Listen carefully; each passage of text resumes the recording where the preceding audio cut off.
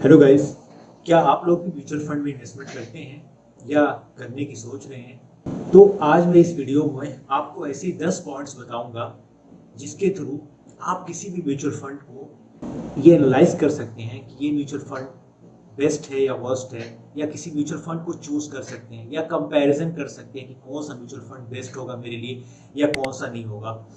इसके कुछ फार्मूलाज होते हैं, कुछ ट्रिक्स होती हैं, कुछ असेसमेंट टूल्स होते हैं। हम वो सारी चीज़ों के बारे में बात करेंगे इसमें, और आई होप कि इस वीडियो के बाद आपको म्यूचुअल फंड सिलेक्शन में काफ़ी हेल्प मिलेगा।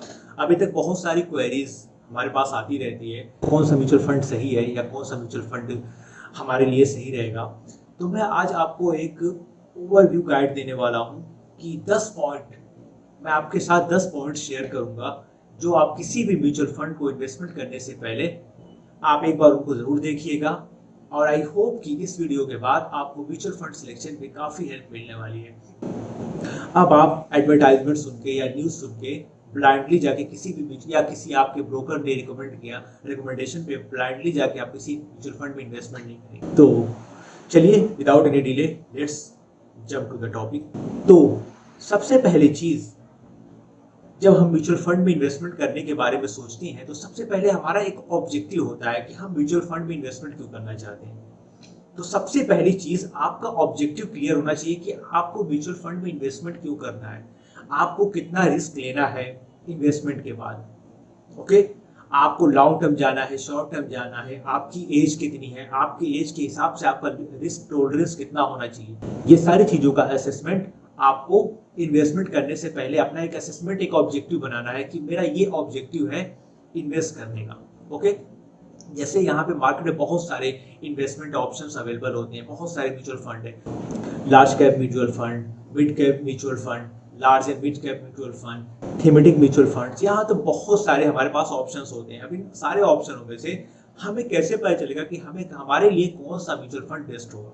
ओके, उससे पहले आपको अपना विजन क्लियर होना चाहिए कि मेरा ऑब्जेक्टिव क्या है, मुझे इस म्यूचुअल फंड में इन्वेस्टमेंट क्यों करना है और मैं इस म्यूचुअल फंड से क्या चाहता हूँ। ओके, जैसे मान लीजिए आपकी एज अंडर 30 है, आप जाना चाहते हैं कि मुझे लॉन्ग टर्म के लिए SIPs करना है या इन्वेस्टमेंट करके छोड़ देना है, कुछ दिनों बाद मुझे बहुत अच्छा रिटर्न चाहिए। तो आप ओकेजनली आई होप कि आप ऐसी इंडस्ट्री में इन्वेस्ट करना चाहेंगे या मिड कैप स्टॉक्स में इन्वेस्ट करना चाहेंगे ताकि आपके लॉन्ग टर्म में वो अच्छा ग्रोथ दे आपको। ओके, वैसे ही अगर आपकी एज 50 प्लस है या 60 प्लस है तो फिर आप थोड़ा सिक्योर वे में जाएंगे, तो आप लार्ज कैप कंपनीज में जाएंगे या क्या कहते हैं बॉन्ड वाले म्यूचुअल फंड में जाएंगे जो बॉन्ड में इन्वेस्टमेंट, या हाइब्रिड मॉडल पे जाएंगे। तो सबसे पहले मेरा कहने का मतलब ये है कि आपका ऑब्जेक्टिव क्लियर होना चाहिए कि आपको इन्वेस्टमेंट से क्या चाहते हैं और आपकी रिस्क एपेटाइट क्या है। ओके, एक बार आपका ये क्लियर हो गया तो अगला नंबर पे बात आती है, दूसरे नंबर पे, कि आपको म्यूचुअल फंड सिलेक्ट कैसे करें। एक बार आपने सोच लिया कि हाँ मुझे इस थीमेटिक इन्वेस्टमेंट पे जाना है, जब आपने ये डिसाइड कर लिया तो जो अगला सबसे इंपॉर्टेंट स्टेप आता है, आपको जाना है, बहुत सारी वेबसाइट अवेलेबल है, मनी कंट्रोल है, mutualfund.com है, हम डिस्क्रिप्शन में ये डाल देंगे कि कौन कौन सी वेबसाइट है जहाँ पे म्यूचुअल फंड स्क्रीनिंग आप कर सकते हैं। टॉप 10 म्यूचुअल फंड हमें सिलेक्ट करना है बाय मार्केट कैप या AUM जिसको बोलते हैं, एसेट अंडर मैनेजमेंट। जो टॉप 10 सबसे हाईएस्ट एसेट अंडर मैनेजमेंट के म्यूचुअल फंड्स हैं उनको हमें सिलेक्ट कर लेना है। एक बार हमने सिलेक्शन कर लिया, अब हम उन टॉप 10 जो स्टॉक्स हैं उन सब का हम ये देखेंगे कि लास्ट 5 ईयर में उस सारे म्यूचुअल फंड का CAGR क्या रहा है, कितना % उन्होंने एवरेज रिटर्न दिया है।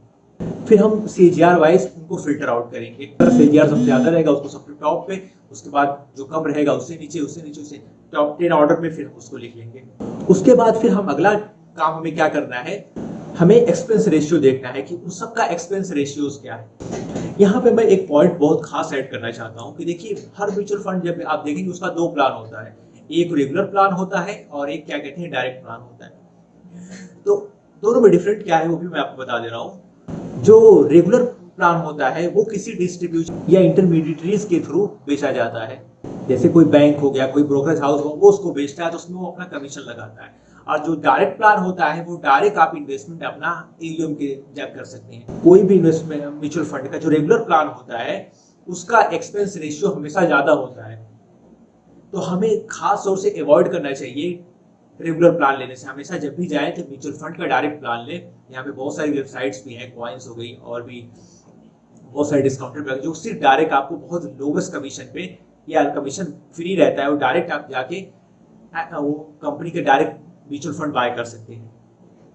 ओके, तो एक बात याद रखिएगा कि आप हमेशा डायरेक्ट प्लान पे जाएं। उससे क्या होगा कि आपका एक्सपेंस रेशियो बहुत कम आएगा। ज्यादा एक्सपेंस रेशियो मतलब कि आपकी कॉस्ट ज्यादा आ रही है, यानी कि आपको की फीस ज्यादा लग रही है। कम एक्सपेंस रेशियो मींस कि ये एक्सपेंस रेशियो का बेटर है। उससे क्या होगा कि कम एक्सपेंस रेशियो होगा तो आपका रिटर्न जो होगा ज्यादा होगा। ऑलराइट, तो हमेशा कम एक्सपेंस रेशियो वाले स्टॉक को प्रेफरेंस देना चाहिए हमें। अगली जो पॉइंट हमें देखनी है एक म्यूचुअल फंड में, एक्सपेंस रेशियो के बाद अब हम देखेंगे एग्जिट लोड। एग्जिट लोड क्या होता है? एग्जिट लोड का मतलब ये होता है कि अगर हर म्यूचुअल फंड की कुछ स्टिपुलेटेड टाइम्स होती हैं कि आप उससे पहले उसको विड्रॉल नहीं कर सकते। अगर उससे पहले आप रिडेम्पशन करते हैं तो आपको सर्टेन एक्स्ट्रा चार्जेस देने पड़ते हैं। तो हमें देखना है कि अगर खुदा न खास्ता हमें किसी मजबूरी में उससे पहले रिडेम्पशन करना पड़ेगा तो एग्जिट लोड हमारा क्या पड़ रहा है। तो अगला जो हम देखेंगे सारे स्टॉक का एग्जिट लोड हम देख लेंगे कि उसका एग्जिट लोड कितना है। वो परसेंट में होता है कि 1%, 2%, जितना भी होगा सबका अलग अलग वेरीज करता है। तो हम एग्जिट लोड के हिसाब से उसको एक बार और फिल्टर कर लेंगे कि किस म्यूचुअल फंड का कितना एग्जिट लोड है। अब इतना हम समझ गए। अब हमें जाना है हर एक म्यूचुअल फंड के शार्प रेशियो पे। शार्प रेशियो का हमने एक डिटेल वीडियो बनाया कि शार्प रेशियो कैसे कैलकुलेट होता है। ये रिस्क एडजस्टेड रिटर्न का फॉर्मूला होता है कि कैसे किसी पोर्टफोलियो का या म्यूचुअल फंड का जितना ज़्यादा शार्प रेशियो होगा उतना अच्छा म्यूचुअल फंड होगा। शार्प रेशियो बहुत ही इंपॉर्टेंट टूल है। उसमें हम रिस्क फ्री रिटर्न को एवरेज रिटर्न से माइनस कर देते हैं। उसके बाद फिर क्या कहते हैं, जो स्टैंडर्ड डिविएशन होता है इस स्टॉक का, उससे हम डिवाइड कर देते हैं। तो हमें अगली चीज शार्प रेशियो को देखना है। उसके बाद अगला काम हमें क्या करना है कि हमें क्या कहते हैं कि जो फंड मैनेजर है, फंड मैनेजर की प्रोफाइल चेक करनी है कि जो हमारा फंड मैनेजर है उसने पिछला कौन कौन सा फंड और मैनेज किया है, और जो फंड मैनेज किया है उसका परफॉर्मेंस कैसा रहा है। जो एसेट मैनेजर है उसका हमें हिस्टोरिकल परफॉर्मेंस देखना है कि उसकी हिस्टोरिकल क्या परफॉर्मेंस रही है, कौन कौन से म्यूचुअल फंड का उसने मैनेज किया है और उनका क्या परफॉर्मेंस रहा है।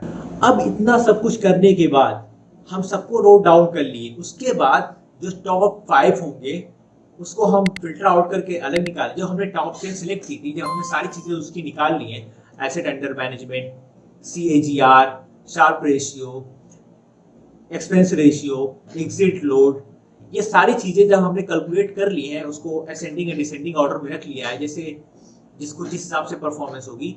अब हम क्या करेंगे, उसमें से जो सबसे बेस्ट होगा हम उसको पिक करके 4-5 स्टॉक निकाल लेंगे। उसमें से जो आपको सबसे बेस्ट लगेगा वो उस इंडस्ट्री के सबसे बेस्ट म्यूचुअल फंड्स होंगे। तो उन 5 म्यूचुअल फंड्स को हम निकाल के उसमें से जिसको भी आप अपने हिसाब से देख सकते हैं, उसमें से किसी में भी आप अपने रिस्क और रिवॉर्ड के हिसाब से, अपनी प्रोफाइल के हिसाब से इन्वेस्टमेंट कर सकते हैं। इस हिसाब से हम एक म्यूचुअल फंड की स्क्रीनिंग कर सकते हैं। ओके, अगर कोई भी बात आपको समझ में ना आई हो या कोई भी डाउट हो या आपको कहीं भी कोई भी प्रॉब्लम आती है तो प्लीज कमेंट करके हमें जरूर बताएं।